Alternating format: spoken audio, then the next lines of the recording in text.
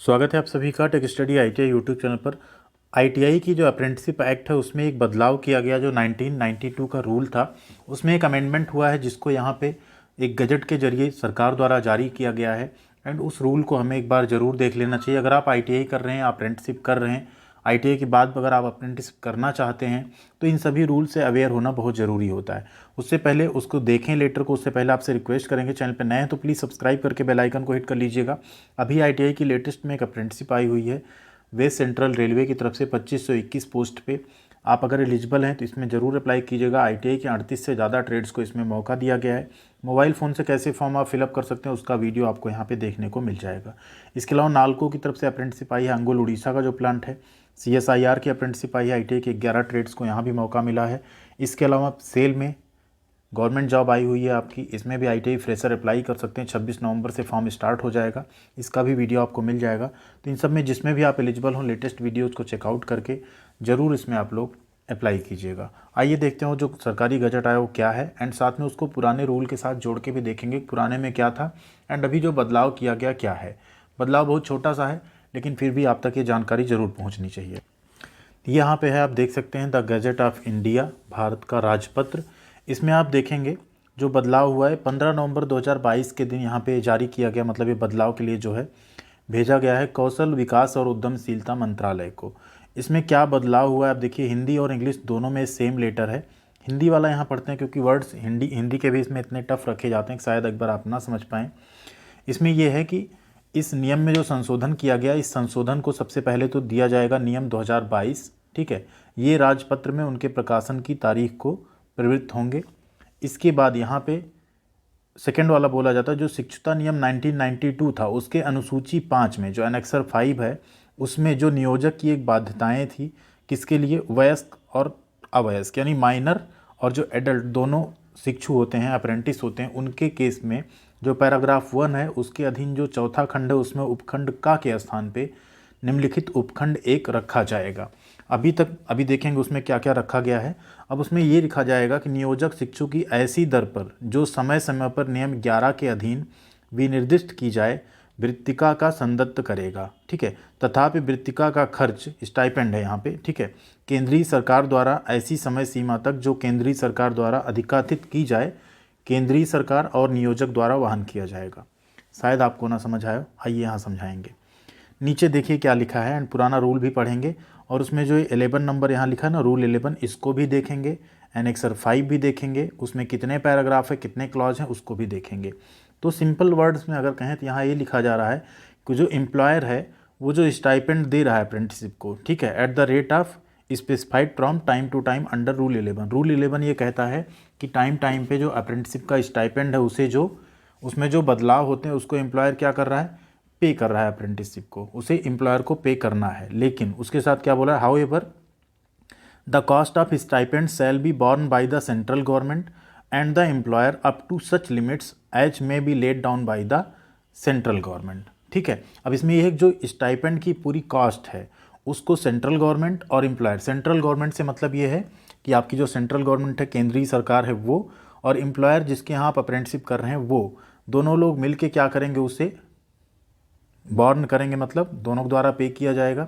अभी बीच में आपने रूल भी देखा था कि जो सेंट्रल गवर्नमेंट है वो मैक्सिमम 1500 रुपये या तो पूरे स्टाइपेंड का 25% जो है आपको पे करेगी अलग से, एम्प्लॉयर पे करेगा अलग से अमाउंट, एंड दोनों अमाउंट को मिला के आपका जो कंप्लीट स्टाइपेंड बनेगा वो चीज़ बनेगी। हम लोग स्टाइपेंड के बढ़ने की उम्मीद कर रहे थे क्योंकि जिस तरह से महंगाई बढ़ी है स्टाइपेंड भी बढ़ना चाहिए था। एटलीस्ट कुछ नहीं तो मिनिमम तो 12,000 अब हो जाना चाहिए था आईटीआई पास आउट कैंडिडेट का स्टाइपेंड, क्योंकि ट्रेनिंग के साथ साथ आप लोग वहाँ पे ऑन द जॉब यानी जो जॉब होता है उसको भी प्रॉपर तरीके से करते हैं तो एटलीस्ट 12,000 तो ज़रूर होना चाहिए। वैसे तो डिमांड 15 तक की रखी जानी चाहिए जिस तरह का भी काम आप सभी से लिया जाता है डिपार्टमेंट्स में। तो इसके लिए भी आप लोग एक बार आवाज़ ज़रूर उठाइएगा ट्विटर पे कि कोशिश करिए कि अपना स्टाइपेंड अब बढ़वाइए। काफ़ी टाइम से आपका 7,750 रुपये या 8,050 रुपये इसके आसपास स्टाइपेंड चलता है। कुछ कंपनी ऐसी हैं प्राइवेट सेक्टर की या कुछ गवर्नमेंट सेक्टर की भी जो 10 से 12,000 तक भी स्टाइपेंड देती हैं। अब आइए तो देखिए यहाँ पे हमने पूरे अप्रॉक्स कितने 97 98 103 पेज का है पूरा, हमने ये डाउनलोड किया यहाँ पे, एंड इसमें अब देखेंगे शेड्यूल 5, ठीक है। ये शेड्यूल 2 है, शेड्यूल 5 हम लोग देखेंगे अप्रॉक्स कहाँ पे 95 नंबर, ये रहा। शेड्यूल 4 है ये, इसके बाद आपका आता है शेड्यूल 5। देखिए ये है शेड्यूल 5। इसमें क्या बोला गया था, जो 4th नंबर है ये था 4th नंबर, इसी में उस क्लॉज को ऐड किया गया जहां वीकली आवर्स की बात हुई थी, पेमेंट की बात हुई थी, उसी में अब ये चीज़ ऐड कर दिया गया है कि जो पेमेंट का कुछ पार्ट है उसे क्या करेगी, उसे सरकार भी जो है कुछ वहन करेगी और कुछ जो हैं जो एम्प्लॉयर है वो वहन करेंगे। इसमें आप देखेंगे बहुत सारी चीज़ें दी गई हैं कि जो आप अप्रेंटिसशिप करते हैं माइनर एंड एडल्ट दोनों कैटेगरी में कितने पर वीक आपको काम करने हैं। इसके साथ साथ जो हॉलीडेज़ वगैरह होते हैं एस्टेब्लिशमेंट में उससे भी आपको मिलेगा। इसके अलावा यहाँ पे है अगर आपकी कोई पर्सनल इंजरी या कुछ होता है तो उसमें जो भी एम्प्लॉयर है वो उस चीज़ का कंपनसेशन भी देगा। इसके साथ ही साथ यहाँ बात की गई जो आपका हॉलीडे रहेगा हर वीक वो छुट्टियाँ भी आपको मिलेंगी। एंड यहाँ पे देखिए लिखा है ना कि पेड हॉलीडेज़ भी आपको मिलेंगे। इसी में आपके स्टाइपेंड का जिक्र किया गया, हर महीने की 10वां दिन जो रहेगा उस पर आपको स्टाइपेंड मिल जाएगा, उसमें कुछ भी आपका जो है कट नहीं किया जाएगा, कोई भी डिडक्शन स्टाइपेंड में नहीं किए जाएंगे। अब आइए रूल नंबर 11 देख, ये है आपका रूल नंबर 11 जो कि है payment of stipend to apprentices. Payment कैसे किया जा रहा है, मंथली पेबल है। During the first year of training क्या रहेगा, 70% of minimum wage of semi skilled worker notified by the respective state और यूनियन टेरिटरी।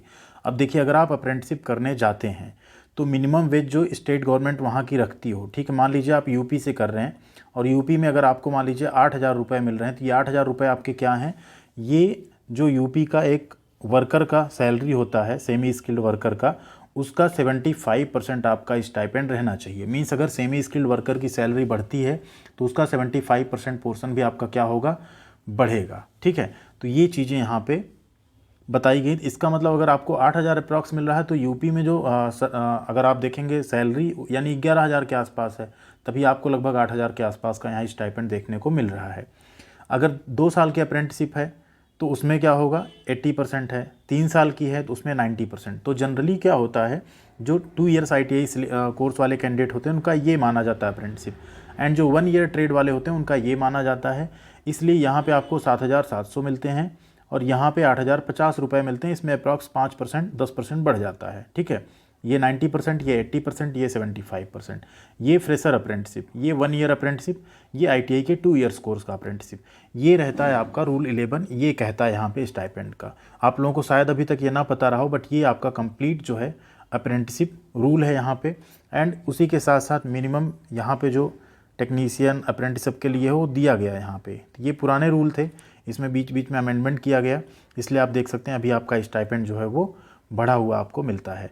बाकी कोई भी ऐसी अपडेट आती तो आपको ज़रूर हम इसमें दे देंगे। इसमें आप पढ़ेंगे सब कुछ आपको दिया गया है, कितने आवर आपको काम करने हैं, कितने पर वीक कितना काम करना है, कितनी आपको छुट्टियां मिलेंगी। इसके साथ साथ आपका नाइट शिफ्ट नहीं लग सकता। ये सारी चीज़ें यहाँ पे जो हैं दी गई हैं। आप इन रूल्स के सहारे वहाँ पे लड़ भी सकते हैं अगर आपके साथ ऐसी कोई असुविधा होती वहाँ पे तो। Thank you very much. उम्मीद करते हैं इन्फॉर्मेशन आपके लिए हेल्पफुल रही होगी एंड उम्मीद यही करेंगे सरकार जल्दी ही जो अप्रेंटिसशिप के स्टाइपेंड है उसको भी बढ़ाएगी। थैंक यू, मिलते हैं अगली अपडेट के साथ अगली वीडियो में। तब तक आप सभी लोग बने रहिएगा चैनल पे।